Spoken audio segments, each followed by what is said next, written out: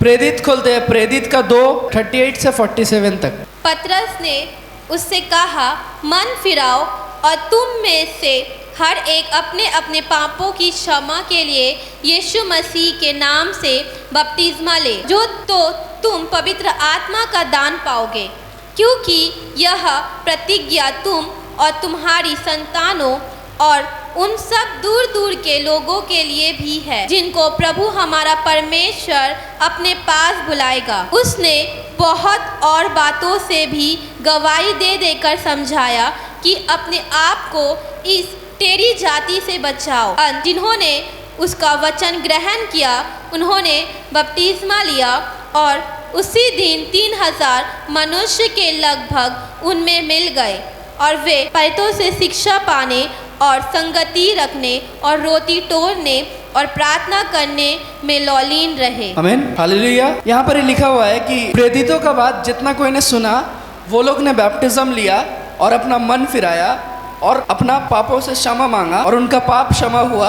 और उसके बाद एवरीडे वो लोग क्या किया, प्रभु भोज ग्रहण करना शुरू कर दिया। उसके बाद हर एक उन लोगों के ऊपर पवित्र आत्मा आया जो लोग बैप्टिज्म लिया था, और वो लोग चिन्ह चमत्कार उस जगह में देखने लगे। और जितना कोई विश्वास किए वो लोग रोज एक जगह में आए और एक जगह में आके वो लोग परमेश्वर का आराधना करना शुरू कर दिए। आमीन। कितना कोई को विश्वास है कि परमेश्वर का वचन सच्चा है और परमेश्वर का वचन काम करता है। सो देखिए, ये इस जगह में बहुत इंपॉर्टेंट बात है कि जितना ने परमेश्वर का बात को सुना वो लोग ही बैप्टिज्म लिया। आमीन।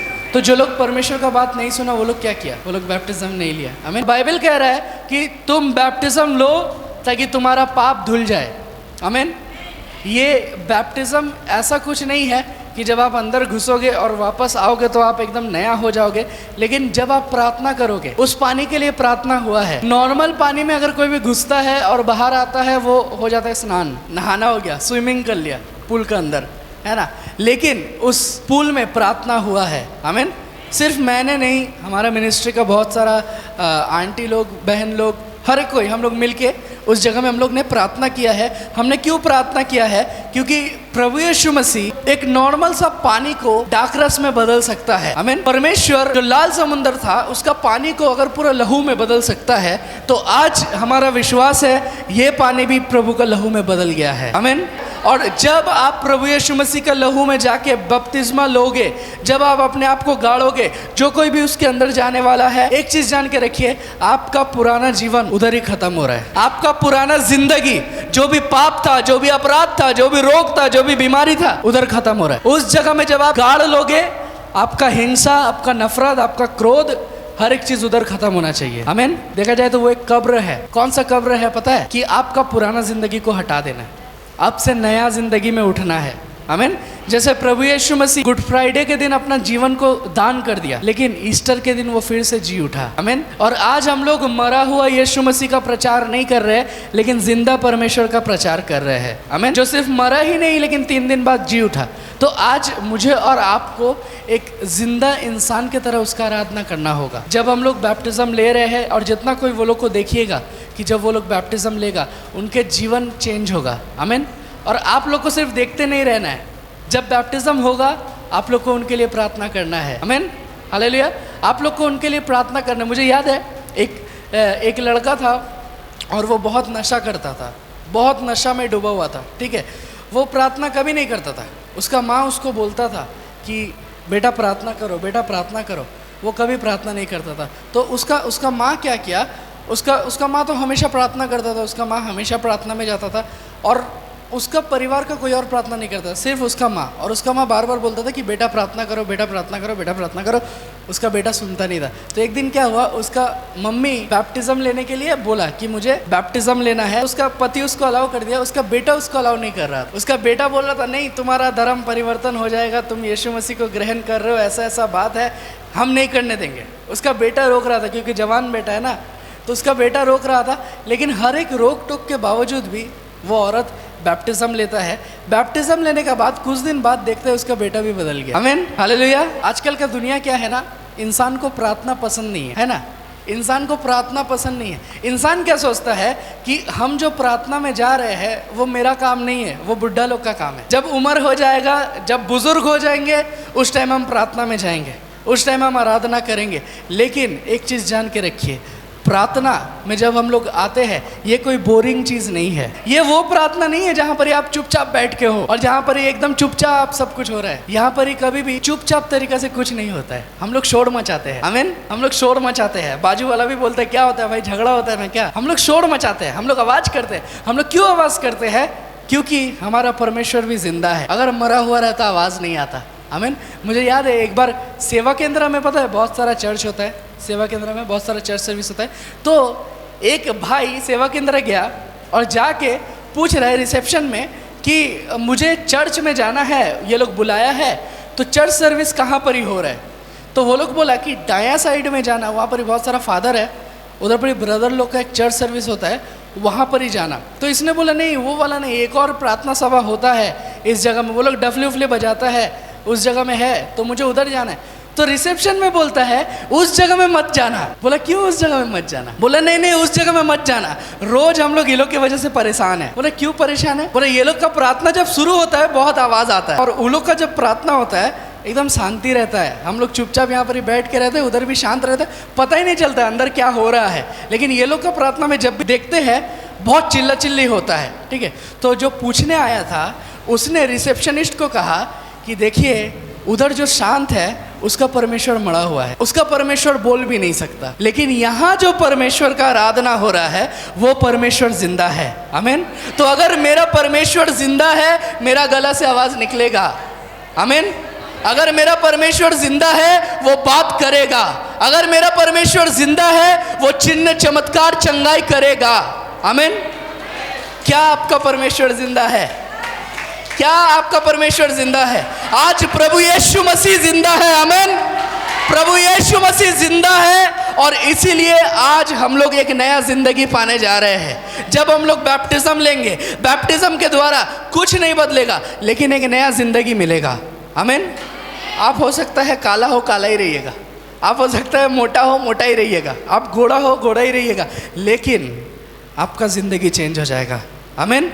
आपका जिंदगी में ऐसा परिवर्तन आएगा, आपका परिवार सोचेगा कि अरे 2 दिन पहले इतना बड़ा बड़ा बात बोल रहा था, अभी क्या हो गया? अभी क्या हुआ? प्रभु यीशु मसीह का लहू से उसने नहा लिया, आमीन। चेंज हो गया, जीवन बदल गया, आमीन। सो जब आप प्रार्थना में आते हो ना, जान के रखिए कि प्रार्थना बोरिंग जगह नहीं है, प्रार्थना सिर्फ बुढ़ा लोग के लिए नहीं है। प्रभु यीशु मसीह जब जान दे रहा था ना, उसने नहीं कहा हे परमेश्वर इन बुढ़ा और बुढ़िया को क्षमा कर, ये लोग नहीं जानते ये क्या कर रहे हैं, नहीं कहा परमेश्वर ने। प्रभु यीशु मसीह ने कहा कि हे पिता इन्हें क्षमा कर क्योंकि ये नहीं जानते ये क्या कर रहे हैं। मतलब क्या?